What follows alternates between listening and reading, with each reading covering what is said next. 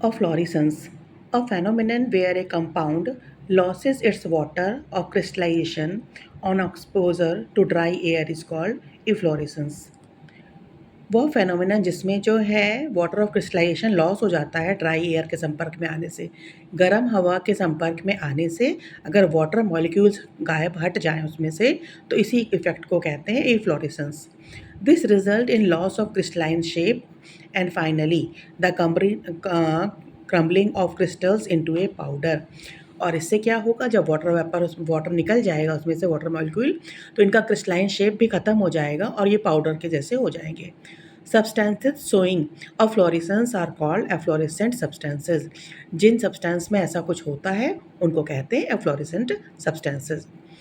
Efflorescence occurs when vapor pressure in the hydrated crystals exceeds atmospheric vapor pressure. ये कब होगा, जब vapour pressure, जब इसमें गर्म हवा पास की जा रही है तो वेपर निकल रही है, तो वेपर प्रेशर जब ज़्यादा होगा एटमॉस्फेरिक प्रेशर से.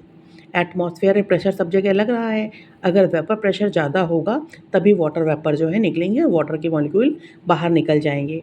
तो वेपर प्रेशर जब ज़्यादा होगा तभी ये चीज़ होगी. Thus it is minimise during humid condition. जब ह्यूमिड कंडीशन होगा तो क्या होगा, वाटर मॉलिक्यूल जो हैं वो बहुत नमी लिए रहेंगे, बहुत पास पास रहेंगे, तो प्रेशर ज़्यादा लगाएंगे. ठीक है, तो एटमॉस्फेरिक प्रेशर ज़्यादा हो जाएगा तो वेपोराइजेशन कम होगा, तो एफ्लोरेसेंस कम हो पाएगा. एग्जाम्पल्स कौन कौन से हैं, washing soda, hydrated sodium carbonate होता है वॉशिंग सोडा, Na2CO3 10H2O. इसमें 10 मॉलिक्यूल होते हैं वाटर के. जब इसको ड्राई एयर के साथ एक्सपोज किया जाता है तो ये बन जाता है मोनोहाइड्रेट, यानी वाटर का 1 मॉलिक्यूल यहाँ रह जाता है, 9 मॉलिक्यूल निकल जाता है. Glauber salt, sodium sulphate decahydrate. Decahydrate का मतलब इसमें 10 मॉलिक्यूल हैं वाटर के. जब ड्राई हेयर से एक्सपोज किया जाता है तो ये बन जाता है एनहाइड्रस सोडियम सल्फेट, यानी वाटर के सभी मॉलिक्यूल इसमें से निकल जाते हैं, 10H2O बाहर चला गया, ये Na2SO4 बच गया है. Epsom salt, magnesium sulphate, heptahydrate. Hepta मतलब 7 मॉलिक्यूल हैं हाइड्रोजन के वाटर के. जब ड्राई एयर से पास किया जाता है तो ये बन जाता है MgSO4 और मोनोहाइड्रेट, यानी 1 मॉलिक्यूल ऑफ वाटर रह जाता है, 6 निकल जाता है. नोट दिया हुआ है, the higher the temperature of the air. Air का टेम्परेचर जितना ज़्यादा होगा, हायर द एफ्लोरेसेंस. ये गर्म हवा जितनी होगी तो क्या होगा, गर्म हवा है तो मॉलिक्यूल दूर दूर जाएंगे, तो प्रेशर कम लगाएंगे, यानी एटमॉस्फेरिक प्रेशर जो है वो कम लगेगा. तो क्या होगा, एफ्लोरेसेंस, एटमॉस्फेरिक प्रेशर कम लगेगा, तो वाटर प्रेशर ज़्यादा है तो एफ्लोरेसेंस ज़्यादा होगा. This is because air absorbs more water with rising temperature and decreasing moisture. Delicants. Certain water-soluble substances, when exposed to the atmosphere at ordinary temperature, absorb moisture from atmospheric air, become moist, lost their crystalline form, and ultimately dissolve in the absorbed water, forming a saturated solution. कुछ water soluble substances होते हैं, जैसे नमक है. अगर आजकल बारिश का मौसम है, अगर उसको बाहर छोड़ दिया जाए थोड़ी देर तो क्या होता है, नमी ले लेता है वो, एटमॉस्फेरिक प्रेशर इसका कम हो जाता है और ज़्यादा हो जाता है, और ये पानी में घुल के सैचुरेटेड सोल्यूशन बना लेता है. Such a substance is called deliquescent substance कहते हैं, and the phenomenon is called deliquescence कहला जाता है. Delicescent occurs when vapor pressure inside the crystal is very low compared to vapor pressure in the atmospheric air. यानी vapour pressure जो होगा वो कम होगा जब एटमॉस्फेरिक प्रेशर से, तो ये चीज़ होगी. ठीक है, जैसे कि ये एटमॉस्फेरिक प्रेशर है, वेपर प्रेशर ये वाला जो निकल रहा है वो लेस है जो इस पर एयर प्रेशर लग रहा है, तो ये चीज़ होगी. एयर प्रेशर ज़्यादा, एयर प्रेशर कब होगा ज़्यादा, जब टेम्परेचर कम होगा. टेम्परेचर लेस होगा तो मॉलिक्यूल बहुत पास पास आएंगे, जिससे प्रेशर ज़्यादा लगाएंगे, यानी एयर प्रेशर ज़्यादा है और वेपर प्रेशर कम है. डेलिकेंट सब्सटेंसेस कौन कौन से हैं? Caustic soda NaOH, caustic potash KOH, magnesium chloride MgCl2, zinc chloride ZnCl2, calcium chloride CaCl2 and ferric chloride FeCl3।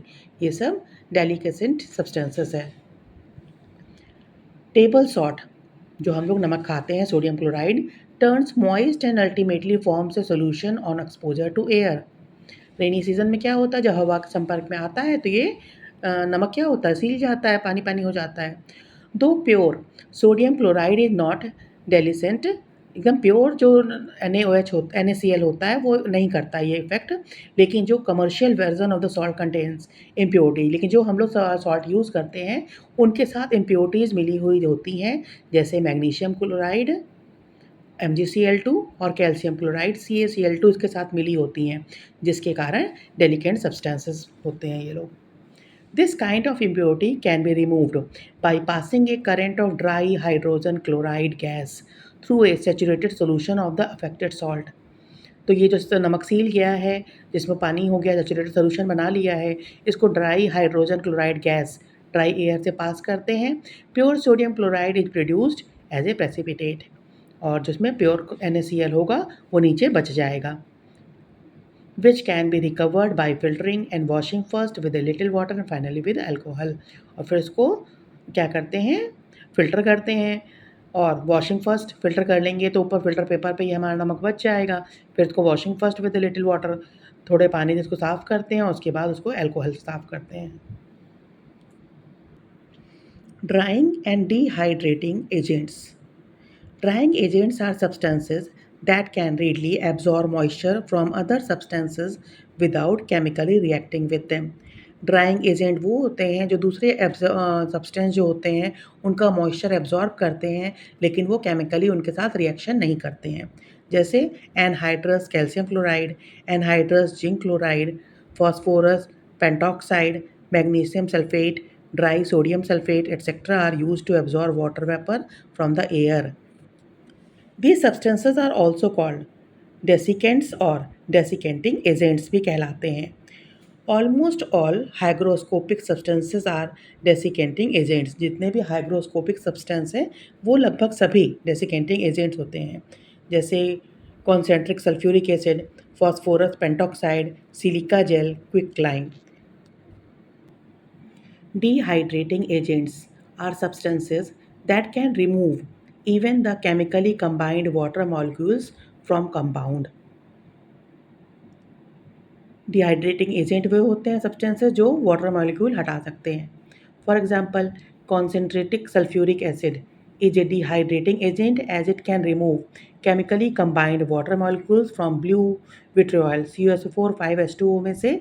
अगर इसमें से कॉन्सेंट्रिक H2SO4 के साथ रखा जाए तो इसमें से पानी के मॉलिक्यूल अलग हो जाते हैं, और CuSO4 जो ब्लू कलर का था पानी के रहने से अब वो वाइट कलर का हो जाता है।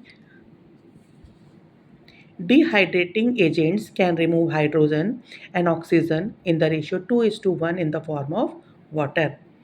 जैसे शुगर है, केन शुगर है, कॉन्सेंट्रिक H2SO4 में पास किया गया तो कार्बन अलग हो जाता है और 11 मॉलिक्यूल बनते हैं H2O के। Some more dehydrating substances are alumina Al2O3 and phosphorus pentoxide P2O5।